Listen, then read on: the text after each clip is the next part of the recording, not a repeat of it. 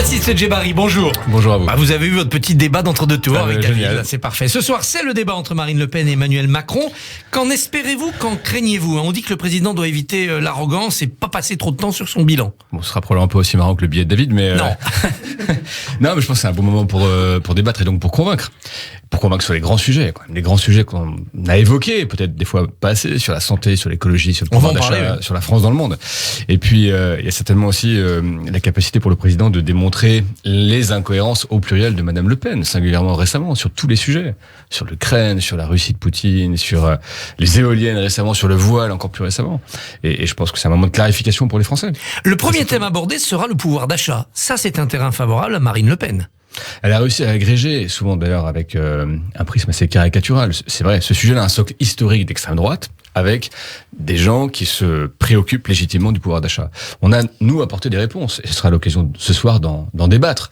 Elle a des propositions choc du type baisse de la TVA. Ça parle aux gens, c'est concret, c'est immédiat. C'est l'occasion d'en débattre. Moi, j'ai eu l'occasion d'en débattre beaucoup, et quand vous expliquez qu'entre cibler les populations qui en ont le plus besoin et pratiquer une baisse de TVA pour tout le monde, sans distinction de ressources, par exemple, on a choisi la méthode la plus efficace. Ça parle aussi aux gens, mais il faut avoir le temps de l'expliquer. Et ce débat, qui sera certainement assez long, permettra de déposer ces explications de façon sereine. Le deuxième thème, ça sera l'international. Est-ce que le président Macron doit insister sur la proximité de Marine Le Pen avec Vladimir Poutine? C'est ça le défaut de sa cuirasse? Moi, je crois qu'il doit insister sur les incohérences de Marine Le Pen, qui a quand même dit tout et son contraire sur tout en 5 ans. Et singulièrement sur le sujet géopolitique, géostratégique. Elle ne croyait pas encore récemment à l'invasion de l'Ukraine par la Russie. Elle faisait l'éloge personnel de Vladimir Poutine. Il doit insister sur les faits. Elle a dit tout ça. Elle a pensé tout ça.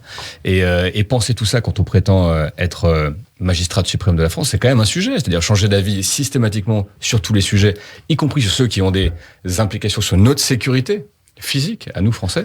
C'est un sujet. À minima, c'est un défaut de clairvoyance. À maxima, c'est une preuve conséquente d'incompétence. Elle a un projet d'Europe alternative, l'Alliance européenne des nations. Ça, est-ce que ça ne peut pas séduire les électeurs? Mais en fait, elle joue quand même beaucoup sur les mots. C'est comme elle veut, peut-être d'écologie, elle veut faire de l'écologie, mais elle rester dans l'accord de Paris à ses conditions et à son rythme. C'est toujours comme ça, Marine Le Pen. Et sur l'Europe, c'est pareil. Je rappelle qu'il y a 5 ans, elle disait que son programme était à 90% incompatible avec avec le fait de rester dans l'Europe. Et donc, elle préconisait de sortir de l'Europe. Elle était contre l'euro. Elle a changé d'avis sur tous les sujets. Donc, évidemment, l'histoire la rattrape en quelque sorte. Et elle s'aperçoit qu'aujourd'hui, l'Europe est une condition nécessaire, peut-être pas suffisante, au rayonnement de la France. Donc on verra si elle a une énième fois changé d'avis ce soir. Dans une vidéo diffusée hier, elle affirme que la peur est le dernier argument du pouvoir en place. Est-ce que vous cherchez à effrayer les électeurs, à leur dire c'est Macron ou c'est le chaos? Mais je pense que les électeurs sont adultes et pour le coup vaccinés, contrairement à ce qu'elle préconisait à l'époque, et qu'ils sont suffisamment grands pour se déterminer sur les faits. Et Marine Le Pen, on n'a pas besoin de diaboliser Marine Le Pen pour voir ses incohérences. Moi, je pense que ce débat, il doit porter sur le fond. D'abord parce qu'en fait, les Français n'y croient plus réellement à la diabolisation du Front National, du Rassemblement National, pour partie. Et je pense que par ailleurs, elle a commis suffisamment d'erreurs et d'incohérences pour que les Français se déterminent de façon très sereine sans avoir recours à ce qu'elle dénonce. On va parler en effet d'écologie. Ce soir, le président sortant a promis de créer, s'il est réélu, un ministre de la transition énergétique. Qu'est-ce que cela veut dire? Ça veut dire que certainement le grand sujet du siècle, au moment des 30-40 prochaines années en France, c'est le sujet de l'énergie. Pour plein de raisons. D'abord parce qu'on aura besoin de beaucoup plus d'énergie que maintenant. Un exemple dans les transports, on aura besoin entre maintenant et 2050 de 15 à 18 fois plus d'électricité. Parce qu'on électrifie les véhicules, parce qu'on a recours à l'hydrogène, etc. Et ça, c'est une opportunité pour la France de produire plus d'électricité verte ici, avec le nucléaire, avec les renouvelables. Et c'est évidemment une opportunité pour moins dépendre des pays voisins, les pays qu'on connaît bien maintenant, la Russie, les pays du Golfe pour le pétrole et pour le gaz. Et donc ce sujet-là, il est devant nous. Et là, encore une fois, sur ces sujets extrêmement importants, on a une proposition tout à fait cohérente. D'ailleurs, en s'étant adapté, pour être tout à fait honnête, au gré des événements, nous aussi. Et Marine Le Pen a des propositions qui sont caricaturales. Autour du nucléaire, je rappelle quand même qu'elle a été contre le nouveau nucléaire en 2017, et pour le solaire, elle fait maintenant le chemin inverse encore une fois.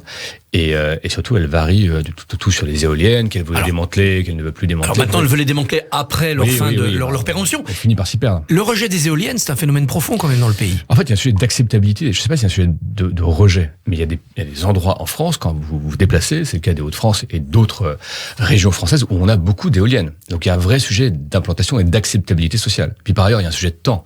On met trop de temps aujourd'hui, quels que soient les projets énergétiques et d'ailleurs quels que soient les projets, à construire des éoliennes, des éoliennes onshore et offshore d'ailleurs. Et d'une manière générale, ce sujet de raccourcissement du temps des projets, ce sera un des grands sujets. Ça veut dire faire sauter les normes et empêcher les associations de déposer des recours ? Mais vous savez, les grands projets qui... Europa City, Notre-Dame-des-Landes, il y avait le sujet du sens et de l'utilité, mais il y a aussi le sujet du temps que ça a pris. Souvent, c'était des projets Notre-Dame-des-Landes des années 70. C'est pour ça qu'il a été rejeté. 74. C'est-à-dire que quand vous mettez trop de temps, y compris pour des projets utiles, entre la décision politique et la livraison du projet, en moyenne 12 ans en France, souvent vous n'avez plus affaire aux mêmes populations sur place, et alors singulièrement plus aux mêmes coalitions politiques. Donc ce faisant, l'acceptabilité sociale des populations n'est pas garantie. Donc c'est ça, raccourcir le temps, c'est aussi s'assurer que les projets sont toujours utiles pour les populations, et que les populations les comprennent. Et ça, ça peut se faire, honnêtement, sans entraver le droit de la protection environnementale.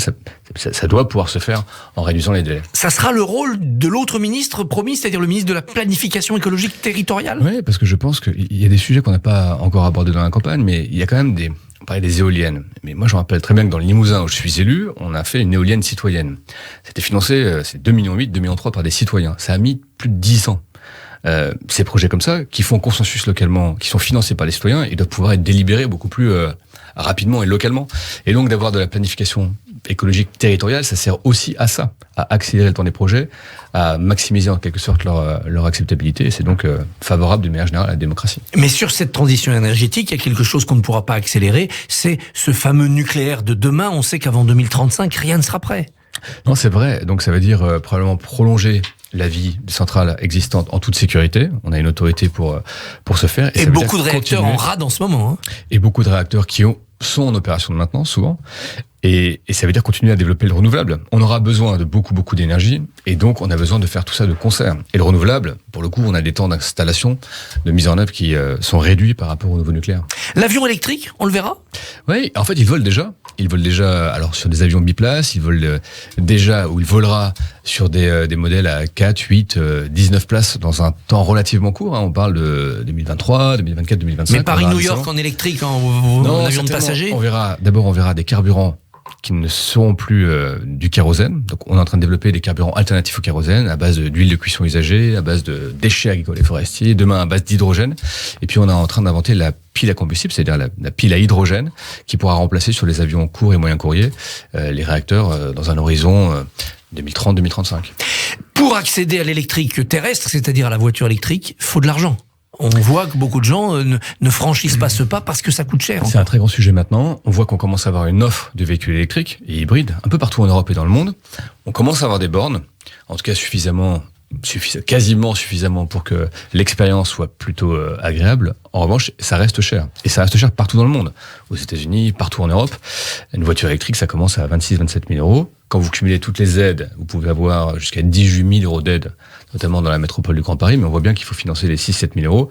Et j'étais hier en banlieue, on achète aujourd'hui comme avant d'ailleurs les premières voitures à 2 000, 3 000 euros d'occasion. Donc on est face effectivement à ce sujet de pouvoir d'achat. Ça veut dire que probablement pendant 4, 5, 6 ans, le temps que les coûts baissent, on va devoir avoir des dispositifs de soutien. On a fait 1 million de primes à la conversion sur le quinquennat, c'est certainement des dispositifs qu'il faut maintenir. En attendant, on continuera à prendre le train, notamment les trains de banlieue, les trains de proximité. Si Emmanuel Macron avec Kev Adams et Marco Mouli, du coup. Si Emmanuel Macron est réélu, il y aura plus de trains de proximité pour désenclaver les zones rurales. Mais d'abord, c'est ce qu'on a fait. Moi, je l'ai fait comme député, puis comme ministre. On a lancé les petites lignes ferroviaires, mais en essayant de raisonner un peu différemment. On avait des TER lourds, au tiers remplis. On a repensé un peu ces modèles. On a sauvegardé les 9000 km de petites lignes ferroviaires. Et on est en train d'expérimenter de nouveaux modèles avec des trains qui ressemblent un peu à des trains et un peu avec des voitures qui peuvent aller sur la route et sur les rails. Vous voyez, c'est ça aussi l'innovation. Et là, singulièrement sur les petites lignes de desserte fine du territoire, en proximité pour revitaliser les petites gares, c'est évidemment très intéressant. On annonce une pénurie de pilotes d'avion car le marché redémarre. Pourquoi on n'en forme pas plus en France ? Parce que le marché, il est essentiellement pas en France et pas en Europe. On a en France un marché qui est plutôt mature maintenant, voire un peu décroissant pour reprendre les termes que certains aiment bien. Les vraies zones qui repartent très fortes, c'est évidemment la Chine, c'est l'Inde, c'est l'Amérique du Sud, c'est l'Amérique du Nord, mais c'est vrai que l'Europe est en croissance un peu moins forte que d'autres zones du monde. Donc le besoin de pilotes est souvent beaucoup aussi là-bas. Revenons à la campagne présidentielle. Gérard Larcher, le président du Sénat, appelle à voter Emmanuel Macron ce matin dans le Parisien, alors qu'il y a quelques semaines, il remettait en question sa légitimité s'il était réélu. Comment expliquez-vous ce revirement ? Je ne l'explique pas. Il faudra demander à Gérard Larcher, mais il est coutumier du fait, non ? C'est bienvenu, ce soutien ? Non, mais tous les soutiens sont bienvenus, mais objectivement, ce qu'il a dit sur la légitimité était quand même pour le moins maladroit, et probablement d'ailleurs incorrect. Il va y avoir, après cette élection, si le président de la République est reconduit, un rapprochement avec les LR pour préparer les législatives. On dit que Nicolas Sarkozy est à la manœuvre. On voit que certains LR sont tentés par un pacte de gouvernance. C'est la position de Jean-François Copé. Moi, je crois que c'est les LR qui sont en phase de recomposition. On voit bien qu'il y avait deux droites irréconciliables au sein des LR. Une droite plutôt compatible avec la Macronie, je mets ce terme entre guillemets, représentée d'ailleurs un peu par Valérie Pécresse et un courant qu'on connaît bien, avec des députés d'ailleurs qui sont beaucoup à l'Assemblée. Et puis une droite ciotiste, très largement attirée, gravitationnellement, si je puis dire, par la droite nationale, souverainiste. Donc la porte est ouverte côté Macronie, comme vous dites, pour ceux qui sont compatibles. En vérité, sera assez naturelle. La récomposition, ça sera législative. Jean-Luc Mélenchon demande aux Français de l'élire Premier ministre, c'est-à-dire d'imposer une cohabitation. Vous craignez cela ? Non, je pense que d'abord Jean-Luc Mélenchon a fait une très bonne campagne. Il a imposé des thèmes qui sont évidemment toujours intéressants. C'est une bête de campagne, entre guillemets. Et il y a une France sociale radicale qui a voté pour lui. Il a fait aussi le plein du vote utile de la gauche au sens large. Et donc je pense qu'il s'illusionne un peu s'il pense que ces 21% sont un vote d'adhésion à sa personne, à son projet. Il a bénéficié pleinement du vote utile. Mais il n'a peut-être pas d'illusion s'il pense qu'il y aura un troisième tour social dans la rue.